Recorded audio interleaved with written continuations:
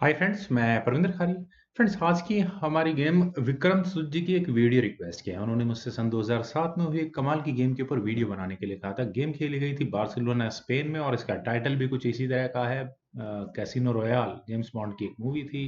वैसे जो इवेंट जहां ये हुआ था वो कैसीनो दे बार्सिलोना शायद उसका नाम था। खेलने वाले यहाँ खिलाड़ी थे मिशेल क्रेंसन क्रेंसेनकोव और Hikaru Nakamura. Friends, Michal Polish grand master और Hikaru Nakamura American grand master. और इस गेम के दौरान मिशेल की रेटिंग थी 2668, वहीं हिकारू नाकामुरा की रेटिंग थी 2648। तो काफी कमाल का मुकाबला इन दोनों खिलाड़ियों के बीच में रहा। अक्सर ऐसा लगता है कि जो मैंने टैक्टिक्स लगाई है वो बहुत अच्छी है, हम अपनी गेम में लगाते हैं, लेकिन ऑल ऑफ अ सडन सामने से कोई ऐसा मूव आ जाए जो शॉकिंग हो, या जिसे हम कह सकते हैं कि ऐसा लगता है कि सामने वाले ने शायद जुआ खेला है, तो हम कह सकते हैं वो गेम कैसीनो रॉयल ही होगी। तो चलिए फ्रेंड्स, सीधे इस गेम को शुरू करते हैं। गेम की शुरुआत मिशेल ने की थी, या मिखेल, जो भी से कहेंगे। नाइट F3 के साथ रही थी ओपनिंग, देन नाइट F6 यहाँ नाका ने किया। C4 इंग्लिश ओपनिंग में ये गेम ट्रांसपोज हुई। Then E6, G3, D5, bishop G2, bishop E7, castle by both sides, then B3, A5, then knight C3 square पर C6, D4, knight at B goes to D7, then queen C2 square पर B6, E4, bishop A6। और मेरा ऐसा मानना है कि यहाँ इस पॉइंट पर ओपनिंग तो लगभग पूरी हो चुकी है और अब नाकामुरा ने अपना गेम प्ले भी शुरू कर दिया है। उन्होंने यहाँ इस रुक के लिए C8 स्क्वायर को खाली कर दिया है, बिशप को बिल्कुल सही स्क्वायर पर जो कि रुक तक टारगेट लगा रहा है। इट मीन यहाँ ये पॉन C4 पॉन फिलहाल कुछ देर के लिए पिन हो चुका है और व्हाइट के पास चांस है अपने इस ई पॉन को आगे पुश करके नाइट पर अटैक बनाने का। पर देखते हैं गेम में आखिर हुआ क्या था। यहाँ हुआ था नाइट D2, देन C5, और पॉन एक्सचेंज को सेंटर में काफी कॉम्प्लिकेटेड कर दिया है। E takes D5, c takes D4, knight पर अटैक बना तो नाइट गया D4 B5 स्क्वायर पर, e takes D5, knight takes D4, then rook C8 square पर, रुक E1, देन B5। काफी ज्यादा प्रेशर है यहाँ स्पॉन पर, तो बिशप B2 पहले यहाँ ब्लैक ने किया, रुक E8, ताकि किसी भी तरह का कोई टेक्टिकल एडवांटेज यहाँ व्हाइट ना उठा पाए। क्वीन D1 स्क्वायर पर, b takes C4, b takes C4, then queen B6, bishop पर अटैक है। और इस बिशप का डिफेंस वैसे तो मेरे ख्याल से तो C3 स्क्वायर पर लाकर हो सकता था, लेकिन रुक B1 यहाँ पहले व्हाइट ने किया। D takes C4। फ्रेंड, सबसे पहला काम यही करना चाहिए था कि इस क्वीन को रुक के सामने से हटा लेना चाहिए था। क्या किसी तरह का कोई एडवांटेज फिलहाल व्हाइट उठा पा रहा है अगर ये बिशप को हटाए? बिशप ज्यादा से ज्यादा A3 स्क्वायर पर आता है। ठीक है, यहाँ इस E7 स्क्वायर के बिशप पर प्रेशर तो बनता है, लेकिन यहाँ पर व्हाइट को अपना नाइट भी गंवाना होगा, जो कि D4 स्क्वायर पर ऑलरेडी रखा हुआ है। खैर, नाइट C6।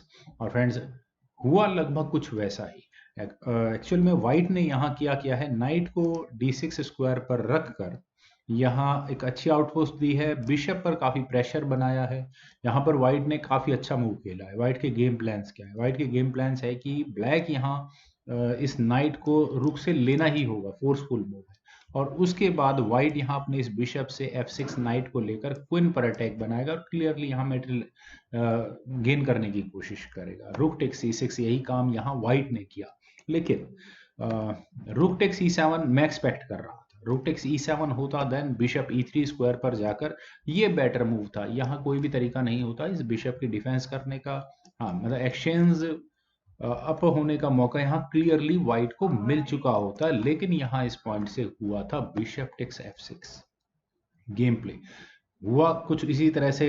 और मैं यहाँ कहूंगा कि मुझे कोई प्रॉब्लम भी नहीं लग रही थी। वैसे मेटल एक्शंस काउंट करेंगे तो हम इक्वल माना जाएगा। डिस्कवर्ड अटैक हुआ यहाँ पर नाकामुरा की क्वीन पर, लेकिन अगर हम इस गेम को यहाँ से थोड़ा और आगे बढ़ाएं तो मेरी फर्स्ट चॉइस कम से कम ये मूव नहीं हो सकता जो नाकामुरा, मेरी क्या अच्छे अच्छे ग्रैंड मास्टर्स की फर्स्ट चॉइस ये मूव नहीं हो सकता। यहाँ नाकामुरा ने स्ट्रेट फॉरवर्ड अपने क्वीन को सेक्रीफाइस किया। क्वीन सेक्रीफाइस ही करनी तो रुक को लेकर करना था ना, लेकिन यहाँ क्वीन सेक्रीफाइस हुई इस F2 पॉन को लेकर। क्वीन टेक्स F2 चेक, क्या जस्टिफिकेशन है इस मूव की? किंग टेक्स F2, क्यों ना लिया जाए इस क्वीन को? Bishop C5 check.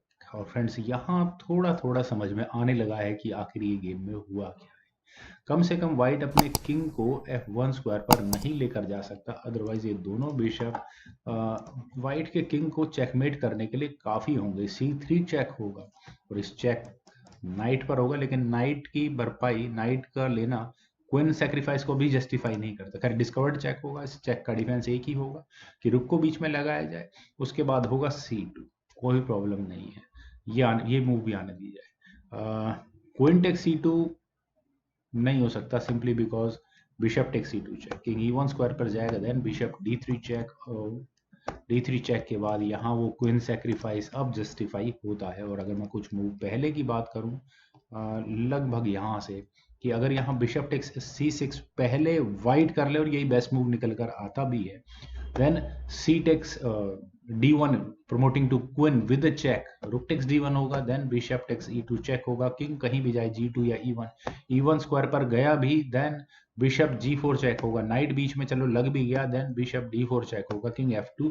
और यहाँ पर लगभग सभी सूरतों में लगभग फ्री में अपना ये रुक गंवाना होगा वाइट को। और उसके बाद क्लियरली मुझे नहीं लगता 4 पीसेस, इनफैक्ट एक रुक का एडवांटेज यहाँ ब्लैक को होगा, किसी भी एंगल से हम इस गेम को देखें यहाँ पर। तो खैर चलिए फ्रेंड्स, देखते हैं गेम में क्या हुआ था। गेम में वाइट के पास एक ही ऑप्शन बचती थी, वही इन्होंने यहाँ चली थी।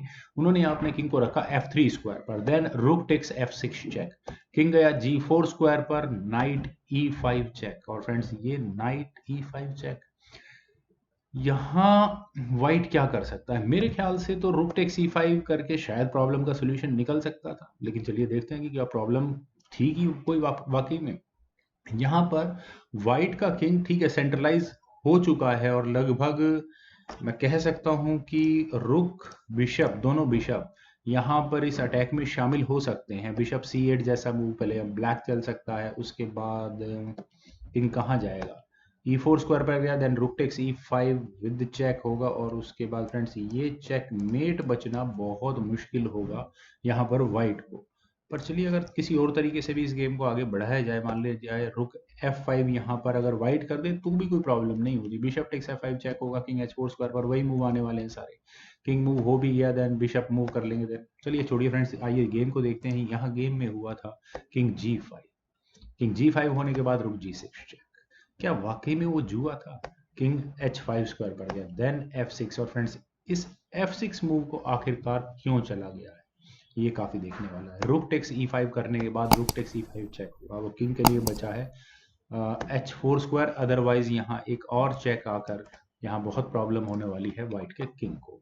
खैर फाइनल मूव फिर भी यहाँ हिकारू नाकामुरा ने चला, वो था बिशप के C8 स्क्वायर पर जाने का। और इसके बाद मिशेल क्रेंसेनकोव को ने रिजाइन कर दिया। और रेजिग्नेशन की वजह फ्रेंड्स मुझे नहीं लगता मुझे एक्सप्लेन करने की जरूरत भी होगी। लगभग 3 पीसेस तो, इनफैक्ट 2 रूक और 1 बिशप तो किंग हंट में शामिल हैं ही, और मौका लगेगा जैसे ही ब्लैक का ये डार्क स्क्वाड बिशप भी अटैक में आ सकता है अगर ये जी पॉन आगे पुश किया जाए। चलिए सभी पॉसिबिलिटी को कंसिडर करते हैं।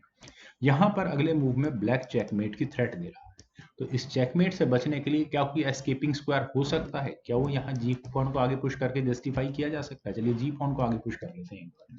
तो बिशप F2 चेक होगा, किंग H3 स्क्वायर पर जाएगा, तो रुक H5 चेक, और ये मेट होगी क्योंकि यहाँ ये जी पॉन पिन हो चुका होगा। और अगर यहाँ पर इस पॉइंट पर क्वीन F3 स्क्वायर पर रखी भी जाए, मान लिया जाए कोई वेटिंग मूव खेले जाए, देन रुक H6 चेक, क्वीन बीच में लग गई, then rook takes H5 check, और ये मेट। तो मैंने कई तरीकों से यहाँ कैलकुलेशन करने की कोशिश की। बिशप D5 चेक मान लेते हैं, अगर वाइट करता भी है तो भी क्या फर्क पड़ेगा, रुक टेक्स D5 हो जाएगा। पॉन आगे अगर पुश हो भी जाए, देन रुक, हाँ ये स्केपिंग स्क्वायर अगर मान लिया जाए कि किंग को मिलने वाला है तो उसको भी ना दिया जाए, यहाँ रुक आ सकता है, क्वीन बीच में लग भी गई। फ्रेंड्स कोई अभी भी ये गेम चेकमेट तक पहुंचेगी ही पहुंचेगी, कोई भी तरीका नहीं होगा चेकमेट से बचने का। तो फ्रेंड्स वाकई में क्या वो क्वीन सेक्रीफाइस करके यहाँ हिकारू नाकामुरा ने कोई गैम्बल खेला था? लगता तो नहीं है, लेकिन ऐसा भी नहीं लगता कि ये सारे प्लान मूव थे। खैर फ्रेंड्स जो भी था, मुझे पूरी उम्मीद है कि आपको ये वीडियो और मेरी प्रेजेंटेशन दोनों पसंद आई होगी। तो आप लोग इस वीडियो को लाइक करें, शेयर करें, और मेरे यूट्यूब चैनल चेस गुरु को प्लीज सब्सक्राइब जरूर करें। आपके कमेंट्स का मुझे बेहद इंतजार रहेगा। Thank you for watching and bye for now.